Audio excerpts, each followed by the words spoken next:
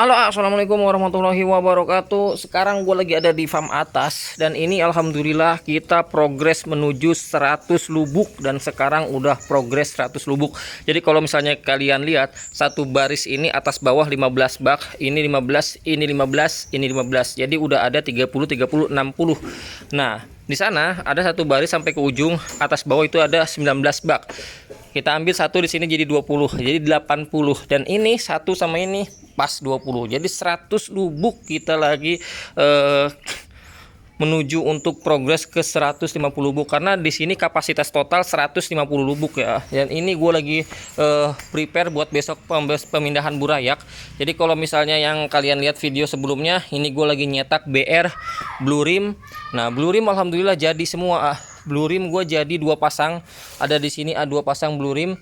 Terus di sini juga ada FCCP serian terbaru kita cetak lagi, dan ini ada Galaxy, tentunya bukan Galaxy multicolor, tapi gue udah crossing ambil darah dari ke Guardian sama Barongsai, jadi biar lebih variasi warnanya. Nah, ini juga ada FCCP Yellow gue juga cetak, dan tentunya nggak semuanya jadi ya. Jadi kalau misalnya kalian lihat di sini ada yang nggak gua tutup, ini gagal. Ada 1, 2, 3, 4. Jadi ada 4 pasang yang gagal, sisanya jadi ada 16 pasang. Jadi kita nyetak kemarin 20 pasang, dan tentunya yang gagal 4. Jadi masih dikasih rezeki 16 pasang. Ini satu pasang lagi kawin. Ini paling terakhir kawin ya. Kalau misalnya kalian lihat tuh, tuh lagi kawin. Ini FCCP tuh telorannya tuh. Telorannya banyak. Ini lagi kawin tuh, ini enak. Jadi kalau misalnya kalian cetak yang berkualitas. Sering gue bilang cetak yang berkualitas. Jadi ketika hasilnya banyak, kalian nggak pusing ngejualnya, karena yang kualitas itu pasti dicari sama buyer. Intinya seperti itu. Dimana ada kualitas pasti ada harga. Seperti itu aja intinya. Nah, ini daun pisang udah gue siapin, sengaja ini belum gue taruh karena baru banget gue taruh, baru banget ini tempatnya gue siapin. Jadi ini baru banget disiapin.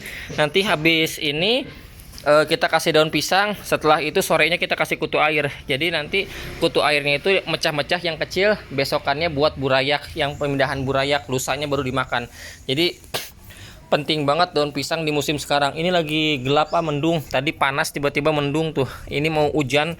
Jadi buat kalian yang punya burayak itu wajib pakai daun pisang. Ini semuanya full pakai daun pisang, nggak ada yang pakai daun ketapang. Yang gede juga sama, yang gede pakai daun pisang juga, karena memang sekarang kondisinya lagi bener-bener nggak memungkinkan pakai daun ketapang, karena cuacanya bener-bener dingin, airnya juga dingin. Jadi kita pakai daun pisang untuk menghindari perubahan suhu secara drastis pada air. Jadi lebih baik kita pakai daun pisang untuk mencegah burayak terkena seleksi alam. Nah, ini semuanya burayak ya. Ini yang di sini burayak, ini juga sama nih, ini padat tuh. Ini yang gede-gede, ini yang udah usia hampir 3 minggu. Terus ini yang di bawahnya itu udah mau proses mutasi. Jadi kalau kalian lihat ini ada barongsai, ini belum kita sortir, masih proses mutasi. Ini umur 2 bulan. Sebagian udah keselo semua, banyak banget. Base gelatnya tinggal kehitung jari. Jadi kalau genetiknya udah jadi, udah enak, udah duduk, berarti proses mutasinya juga enak Nah, kita bisa dapetin cuan di anakannya. Ini juga sama tuh, mutasinya banyak banget yang udah keselo, base gelatnya sedikit banget. Jadi memang kalau kita cetak yang berkualitas pasti bisa mendapatkan hasil yang terbaik. Nah, ini juga sama. Ini dari barongsai juga kelihatan kupingnya air ya. Ini juga sama, masih proses mutasi, belum kita panen, masih dirawat di sini aja. Ini baru gua siapin ada 16 Jadi ini pun masih ada yang kena seleksi alam Jadi kalau misalnya gua ajak kalian, ini ada yang kena seleksi alam satu nih di sini nih. Nah, ini satu lubuk. Ini lubukan FCCP serian terbaru. Ini habis burayaknya kena seleksi alam. Jadi burayaknya itu dia hilang. Nah, bukan hilang, sebenarnya dia mati, tapi jasadnya itu bukan hilang, tapi jasadnya itu buyar. Jadi jasadnya itu dia ambiar sama air. Jadi bukan hilang, tapi dia jasadnya itu ibarat kata menguap, bukan nguap sih, tapi ambiar lah. Jadi karena masih kecil banget, masih usia 1 minggu ke bawah, jadi dia hilang sama sekitarnya. Jadi bukan hilang, tapi ambiar, istilah kata itu dia kayak pecah gitu jasadnya. Kalau ini dia masih banyak tuh burayaknya tuh. Bisa kelihatan ya Nah, ini yang hidup. Jadi yang kena seleksi alam 2 sebenarnya. Ada satu di sini sama satu lagi di sini. Tapi ini udah gue buang. Jadi kita isi sama air baru. Nah, ini akan gue buang lagi buat pemindahan burayak. Jadi yang gede pun masih terkena seleksi alam, apalagi yang kecil seperti ini yang usia 10 hari kena seleksi alam juga. Terus di sini juga ada satu kena seleksi alam nih. Gua ajak kalian, ini burayak HM maskot kalau nggak salah. Apa burayak apa nih? Ini burayaknya ada sebenarnya tuh, nggak banyak.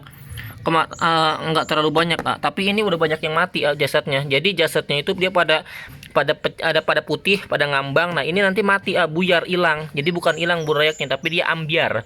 Bukan ambiar sih, apa bahasanya kalau misalnya burayaknya itu jasadnya itu menguap atau hilang gitu, pecah lah seperti itu. Nah ini ada indukannya sebenarnya. Indukannya ada kalau nggak salah, gue taruh di sini. Ada apa enggak ya, gue lupa soalnya. Ini hilang burayaknya. Jadi bukan hilang, mati. Jadi burayaknya kena seleksi alam tuh, habis. Padahal ini burayak banyak banget tapi hilang, jadi belum rezeki. Nah teman-temannya alhamdulillah hidup. Ini teman-temannya nih, kalau misalnya kalian pengen lihat nih, kita kasih lihat burayak mana burayaknya. Ini burayaknya nih. Tuh burayaknya ini hidup tuh. Nah kelihatan kan burayaknya nih. Ini usia 1 minggu Nah ini 1 minggu burayaknya kena seleksi alam. Jadi kenapa kita nyetak yang banyak? Kenapa kita cetak sekaligus banyak? Sekali ngebreed itu 20 pasang. Yang pertama itu kita menghindari yang namanya gagal kawin. Karena pada saat kita jadi breeder, itu prosesnya nggak gampang. Yang pertama itu pada saat lagi proses penjodohan, kadang-kadang ikan nggak jodoh, nggak mau bikin buih. Nah itu juga kendalanya. Terus yang kedua, kenapa pada saat kita nyetak banyak? Karena belum tentu pada saat ikan berjodoh, pada saat ikan bikin buih, belum tentu dia kawin. Seperti ini contohnya, ikan udah bikin buih, ternyata dia nggak mau kawin. Nah belum tentu juga pada saat udah kawin terus dia netes, belum tentu karena belum tentu telorannya dirawat oleh si jantan. Bisa jadi telorannya habis dimakan oleh si jantan atau si betina. Jadi proses ngebreednya itu nggak gampang, kadang-kadang susah gampang. Kenapa? Karena yang berjodoh belum tentu kawin, yang kawin belum tentu burayak telorannya itu netes, bisa jadi dimakan oleh si jantan atau si betina. Udah netes belum tentu burayaknya hidup, bisa jadi kena seleksi alam. Contohnya seperti ini. Nah udah gede seperti yang ini, usia hampir 1,5 bulan, belum tentu bisa disortir sampai panen, karena bisa jadi ini kena seleksi alam juga pada saat usia mau 2 bulan.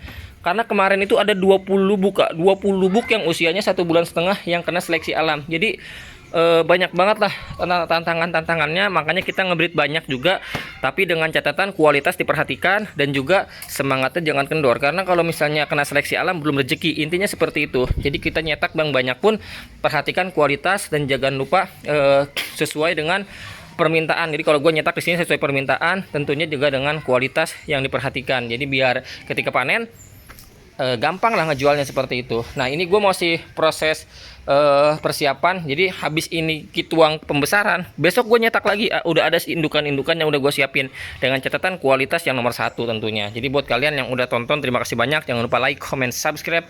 Wassalamualaikum warahmatullahi wabarakatuh.